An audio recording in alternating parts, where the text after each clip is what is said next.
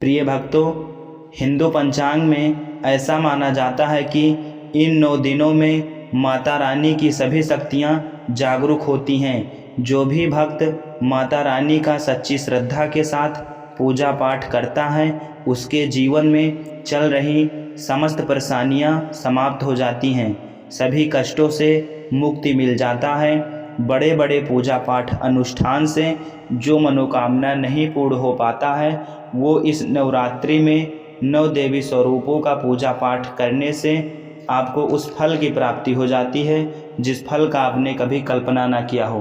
प्रिय भक्तों, यदि आपके घर में पैसा नहीं टिकता है, आप बहुत ज़्यादा कर्जे में डूब गए हैं या आपके बहुत ज़्यादा शत्रु बन गए हैं, यदि आपका शत्रु परेशान कर रहा है, यदि आपके घर में किसी भी व्यक्ति के विवाह में अड़चन आ रही हो, यदि इस नवरात्रि में आप एक छोटा सा उपाय करेंगे तो आपको समस्त कष्टों से मुक्ति मिल जाएगा और आपके जो भी मनोकामना होंगे वो पूर्ण हो जाएंगे। प्रिय भक्तों, शारदीय नवरात्रि कब शुरू होगा, कितने तारीख को शुरू होगा, नवरात्रि में कौन सा उपाय करना है, नवरात्रि व्रत में क्या खाएं और क्या ना खाएं, माता रानी को प्रसन्न करने का सही तरीका, संपूर्ण जानकारी दी गई है इस वीडियो में।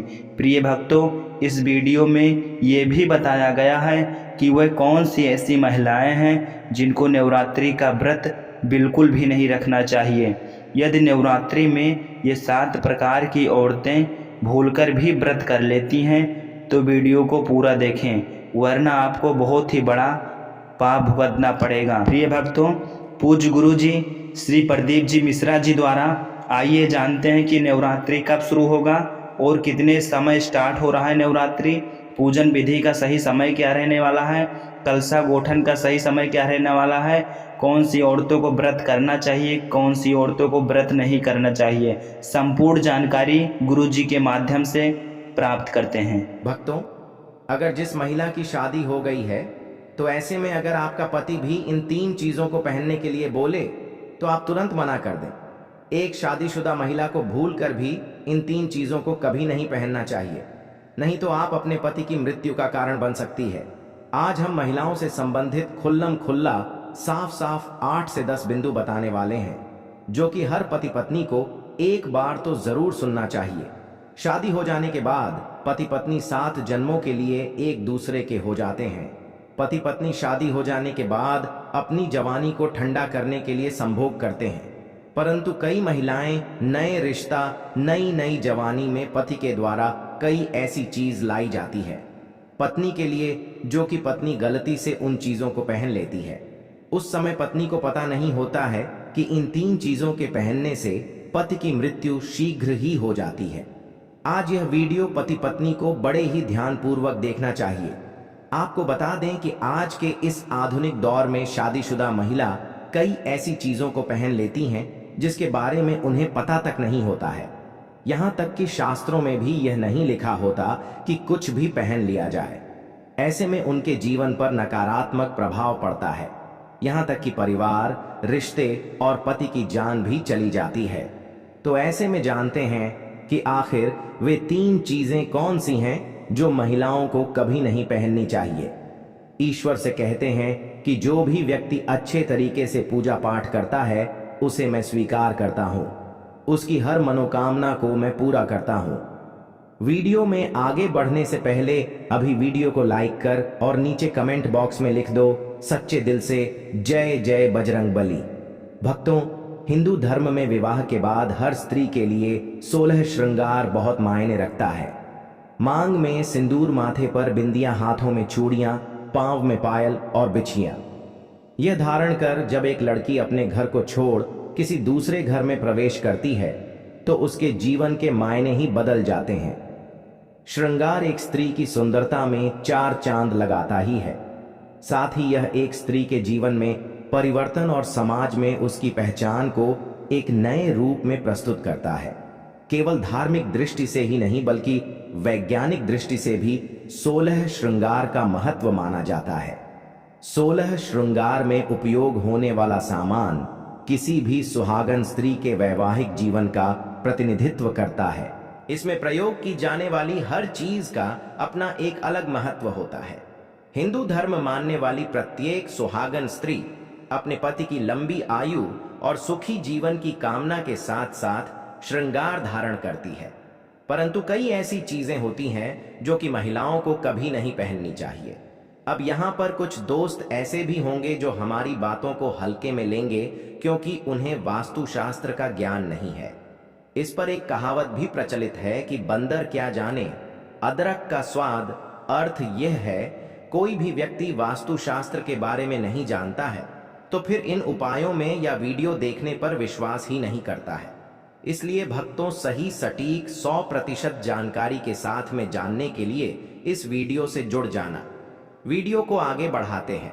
आपके पास अभी जितने भी काम हैं उनको साइड में रख दीजिए।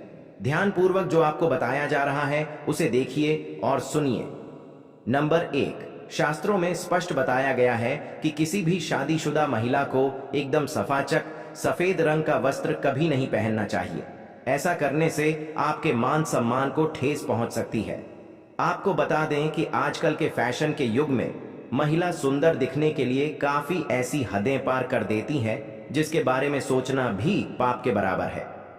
वास्तुशास्त्र के अनुसार किसी भी शादीशुदा महिला को एकदम सफाचट सफेद रंग की साड़ी या सूट कभी नहीं पहनना चाहिए। इसके पीछे का कारण यह है कि सफेद रंग की साड़ी को पहनने से पतिव्रता धर्म बिल्कुल खत्म हो जाता है और उनके रिश्ते में नकारात्मक ऊर्जा का आगमन हो जाता है, क्योंकि यह लिबास विधवा होने का है।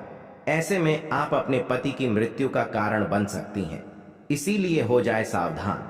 वहीं अगर आप सफेद रंग का वस्त्र पहनना चाहती हैं तो ऐसा पहने जिसमें कुछ और रंग भी जरूर हो, लेकिन एकदम सफेद रंग का कपड़ा कभी ना पहने। नंबर 2, इस आधुनिक दौर में महिलाएं सुंदर दिखने के लिए पैरों में सोने की पायल और बिछिया पहन लेती हैं, जो कि शादीशुदा महिलाओं के लिए पूरी तरह से अशुभ माना जाता है। पैरों में सोने से बनी हुई चीजों को पहनने से कुबेर महाराज का अपमान होता है और जिसके कारण आपके परिवार से रिश्ते टूट सकते हैं और कई सारी परेशानियों का आगमन भी हो सकता है। इसीलिए सोने को पैर में कभी ना पहने। पैरों में सोना पहनने से पाप लगता है, इसीलिए हो जाए सावधान। नंबर 3, सिंदूर और मंगलसूत्र का महत्व। हिंदू धर्म के अनुसार सिंदूर और मंगलसूत्र के बिना शादी अधूरी मानी जाती है। आपको बता दें, यह तो सभी लोग जानते हैं कि हिंदू धर्म में महिलाओं के लिए सिंदूर सुहाग की निशानी होती है। इसे वे अपने पति की खुशी से जोड़ती है।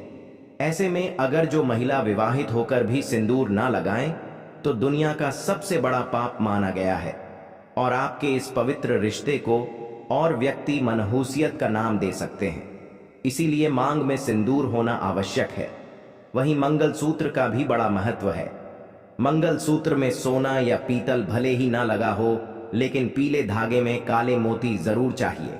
ऐसा माना जाता है कि मंगलसूत्र का पीला हिस्सा नैसा माता पार्वती और काला हिस्सा भगवान शिव माना गया है।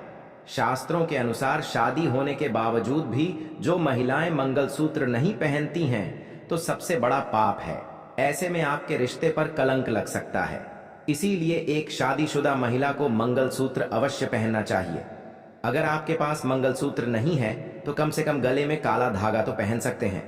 दोस्तों, क्या आप जानते हैं कि अगर सिंदूर में एक ऐसी चीज रख दी जाए जो आपके लिए और आपके परिवार के लिए बेहद शुभ हो? क्या आप ऐसी चीज के बारे में जानते हैं?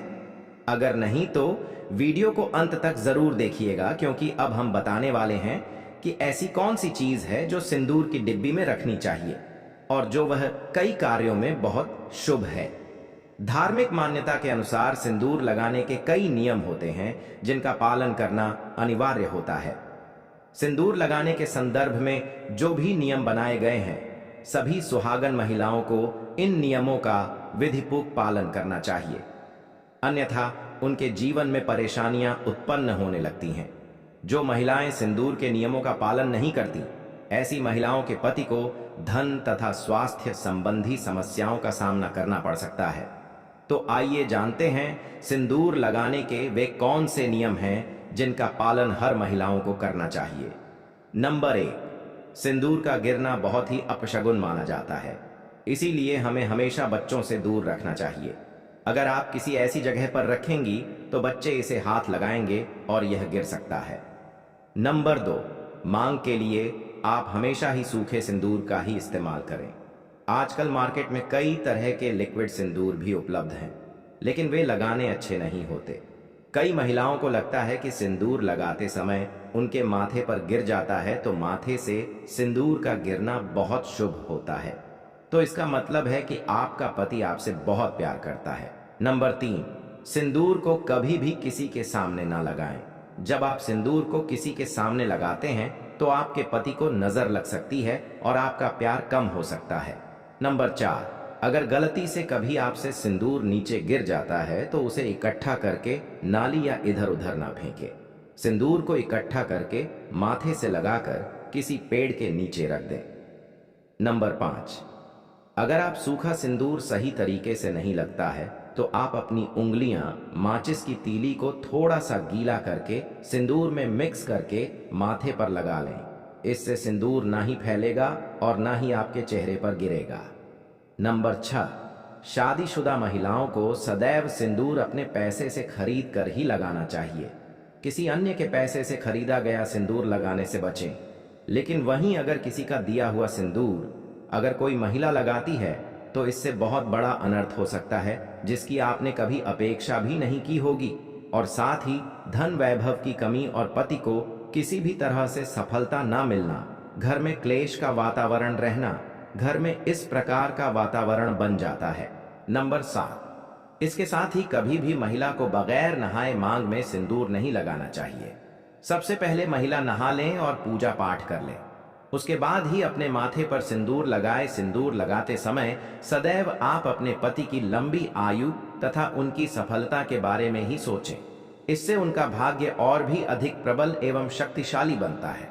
नंबर 8, सुहागिन महिलाओं को उपहार में मिले सिंदूर का उपयोग करने से बचना चाहिए, क्योंकि शास्त्रों में उपहार में मिले सिंदूर का उपयोग करना अशुभ है।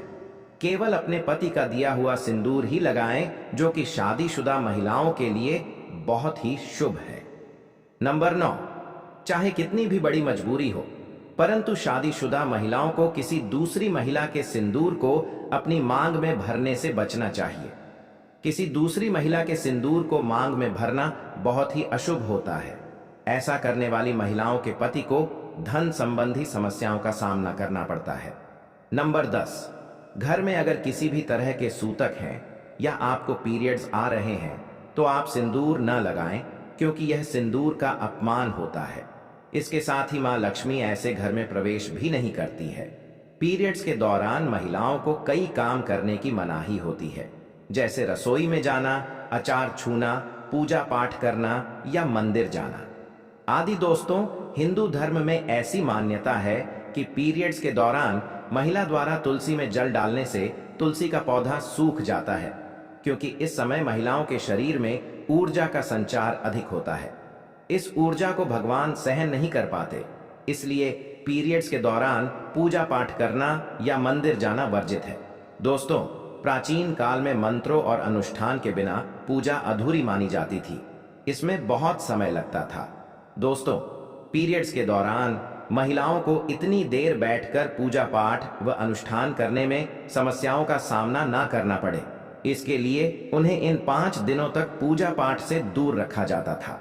दोस्तों, यदि पीरियड्स के अवधि 7 दिन है तो 8वें दिन मंदिर में प्रवेश किया जा सकता है।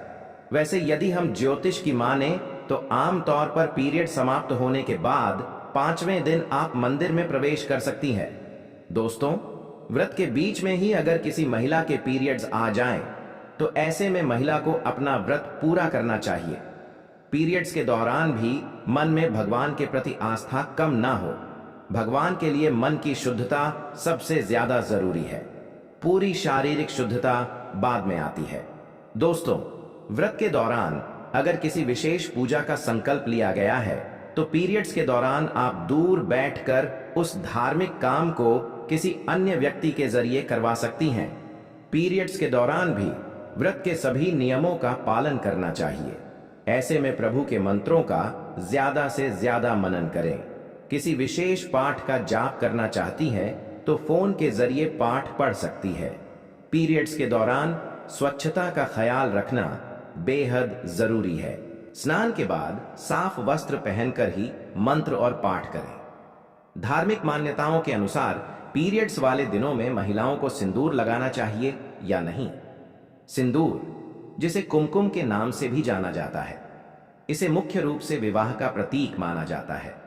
ऐसा माना जाता है कि हिंदू शादी की रस्म तभी पूरी होती है जब वह मंडप में वधू की मांग में सिंदूर लगाता है। सिंदूर को विवाह का प्रतीक माना जाता है। विवाहित महिलाएं अपने माथे के बीच से सिर के मध्य तक बालों के बीच में सिंदूर लगाती हैं। दरअसल यह प्रथा सदियों से चली आ रही है और मांग में सिंदूर लगाना सुहागिनों के मुख्य श्रृंगार में से एक माना जाता है। अधिकांश हिंदू विवाह समारोहों में सिंदूर लगाने की रस्म सबसे महत्वपूर्ण रीति रिवाजों में से एक होती है और शादी के बाद भी सिंदूर लगाने के नियम होते हैं, जिसे हर एक सुहागिन स्त्री ध्यान में रखती है। क्योंकि सिंदूर को सुहाग का प्रतीक माना जाता है, इसलिए महिलाएं पति की लंबी उम्र की कामना के साथ मांग में सिंदूर लगाती हैं। भक्तों, शास्त्रों में तो सिंदूर लगाना बेहद ही शुभ माना गया है, लेकिन पीरियड्स के दौरान जो विवाहित महिलाएं होती हैं उन्हें अशुद्ध माना जाता है। इसलिए कभी भी शादीशुदा महिलाओं को पीरियड्स में सिंदूर